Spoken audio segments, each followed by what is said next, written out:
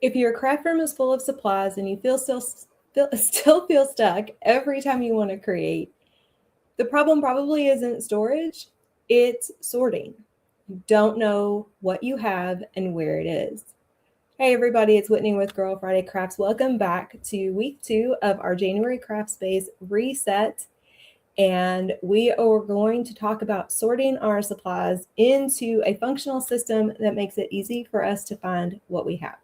Now, last week we cleared one spot. We just worked on one area, making an organized only space to give you a quick win, make a little bit of progress without trying to tackle the whole entire area. This week we're shifting to something even more important to our mission as crafters, our supplies, before we really even start to think about the storage aspect of it. This week we are going to sort one category of what we actually use, not what we might use someday, and we're not going to think about how the store told us we needed to use it. We're going to think about how we use it and what works best for our space. Now, in the video description, you do have, and I'm sort of referencing it as we go along, a little checklist that you can print out this week to help you through this process. I always like to have, I like my checklist, so you're going to get one of those every week from me. This is all about sorting.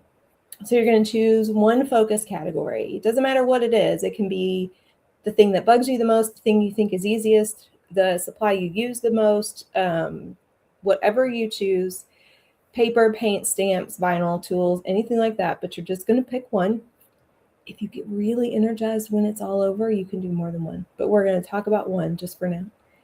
And the first step is to gather it all. So I'm just going to use paper because it's the first one on our checklist. So you're going to get all your paper together, all your paper packs, your loose paper, your scraps, all of that, and you're going to put it out somewhere where you can see it. Now, in this process, you might need some small boxes, some small storage tubs, or like file folders, things to help you with the sorting process. This is not your permanent storage. It's just sort of a tool to help you along the way. And you're going to categorize by how you craft or how you use these things. So you're going to think about, again, with paper, is it 12 by 12? Is it 6 by 6? Is it style? Like, do you craft in different styles? Do you have bohemian papers, Victorian papers?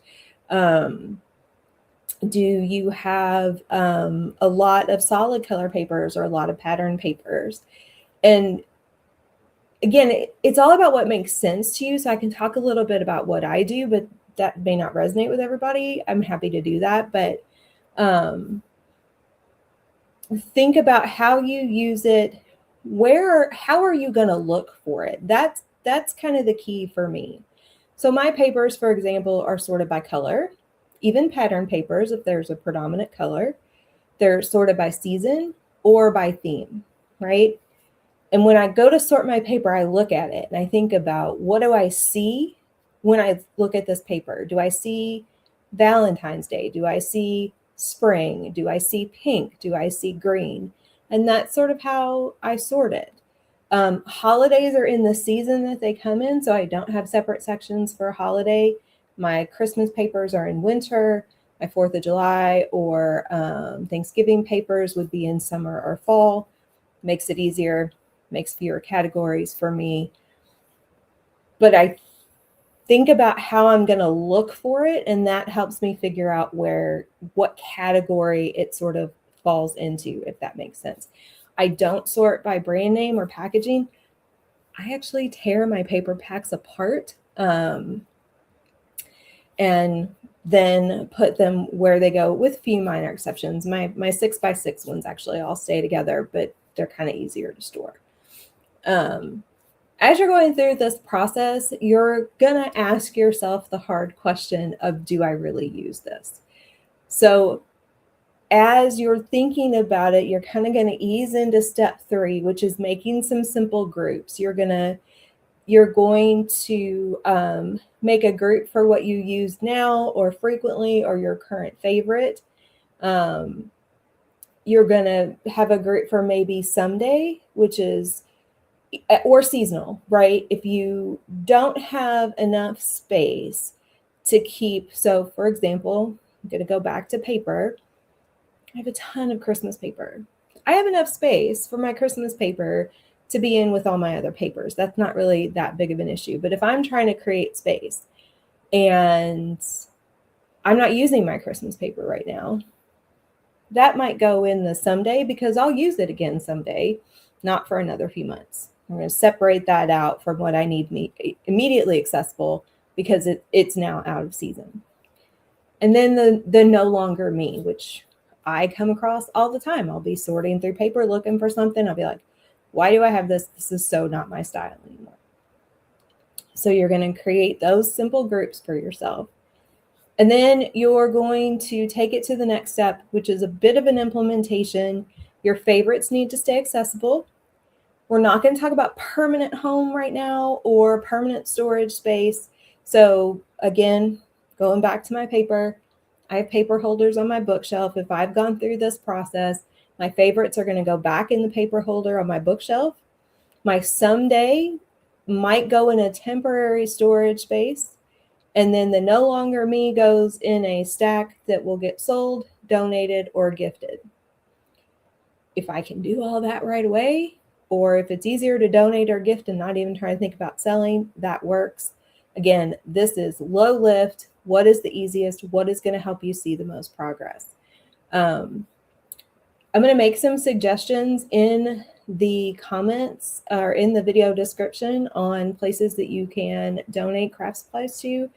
But obviously schools, nursing homes, adult daycare centers, things like that are great places to reach out to. Daycare centers, child daycare centers are great places to reach out to. Libraries for that sort of thing. Now again, we're not creating permanent homes for these things, so you might be temporarily in flux.